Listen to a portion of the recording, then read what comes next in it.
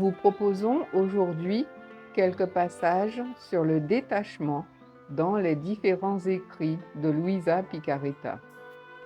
Chaque extrait éclaire, réajuste et purifie les regards et les désirs du cœur pour permettre à l'âme de retrouver sa juste place, être attachée à Dieu et rester libre de tout ce qui n'est pas de lui. Ces paroles nous invitent à comprendre que le détachement est l'un des chemins intérieurs les plus exigeants, mais aussi un des plus féconds.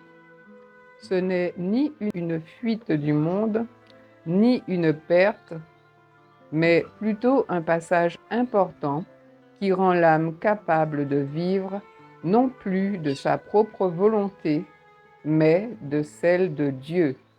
Bonne écoute!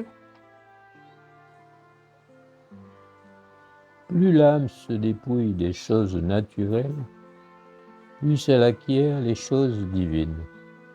Plus elle se dépouille de l'amour propre, plus elle acquiert l'amour de Dieu. Moins elle cherche les sciences humaines, plus elle acquiert les connaissances célestes. Tome 5, 3 novembre 1902. Je dois vivre dans un parfait oubli de toutes choses, pour que mon intérieur ne soit fixé que sur Jésus. Tome 1, page 88. Ma providence s'occupe d'une façon toute spéciale des âmes dépouillées. Ma providence les accompagne partout. Elle semble n'avoir rien, mais elle possède tout. Tome 2, 26 avril 1899. Il manque souvent le détachement de tout dans la recherche du bien. Tome 18, 17 octobre 1925. Résigne-toi avec une sainte indifférence à la volonté des autres sans considérer si c'est bon ou mauvais. Tome 1, page 65. Mon cœur est immensément grand, mais la porte pour y entrer est très étroite. L'ombre d'un attachement, une intention qui n'est pas droite, une action qui n'a pas pour but de me plaire empêche l'âme d'y entrer. Tome 2, 7 mai 1899. Je dois avoir un total détachement pour tout le crime, m'incluant moi-même. Tome 1, page 88. Quand l'âme s'est détachée de tout, elle n'a plus besoin de lutter pour ne pas succomber aux choses de la terre. Celles-ci, se voyant méprisées par l'âme, s'en vont et ne la dérangent plus. Tome 2, 23 mai 1899. Il est nécessaire de toujours agir dans une sainte indifférence et de faire abstraction de tout ce qui se passe autour de soi. Tome 1, page 88. En me communiquant avec amour, je leur obtenais la grâce du détachement d'eux-mêmes. Tome 4, 6 janvier 1901.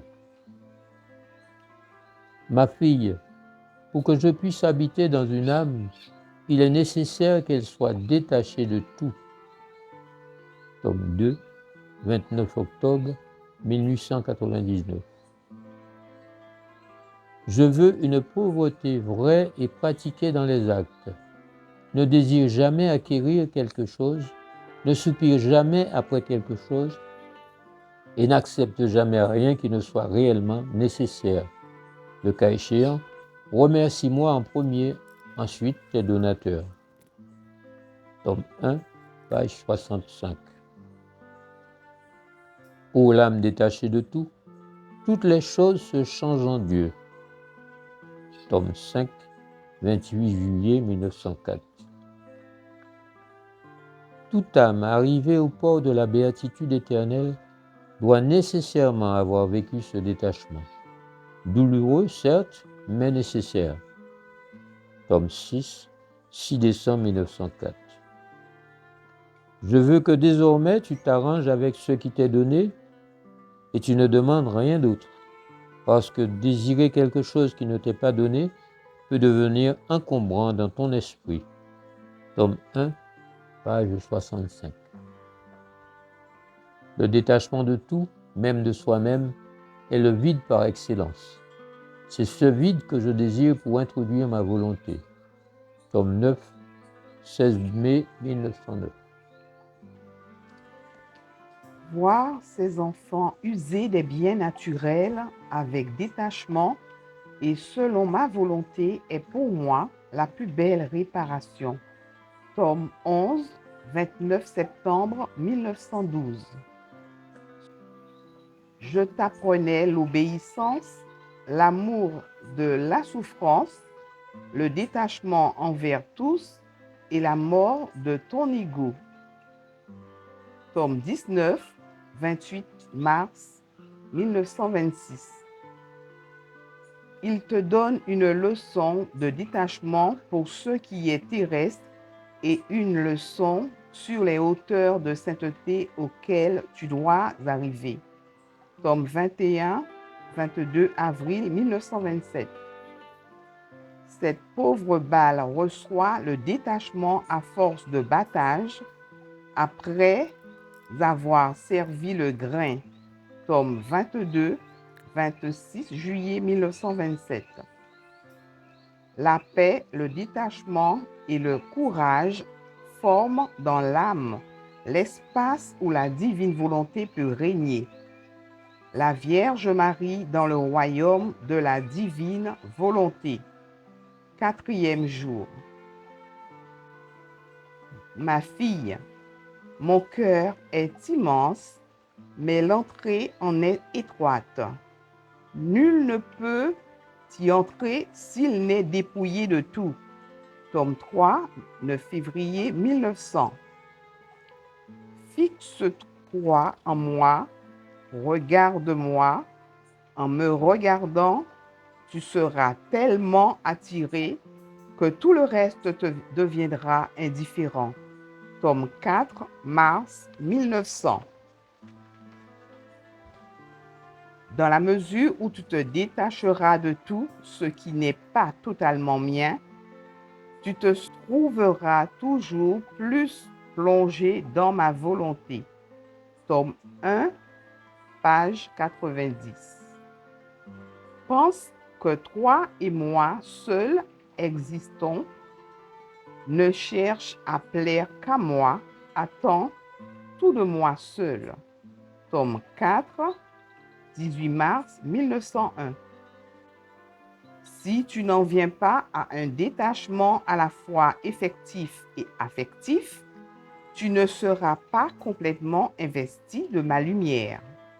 Si, au contraire, tu te dépouilles de toutes choses de la terre, tu deviendras comme un cristal transparent qui permet à la plénitude de la lumière de passer à travers lui. De cette manière, ma divinité qui est lumière te pénétrera. Tome 1, page 88. Tant que quelque chose de la terre reste en toi, tu ne pourras jouir d'un bonheur vrai et durable. Tome 4, 18 mars 1901.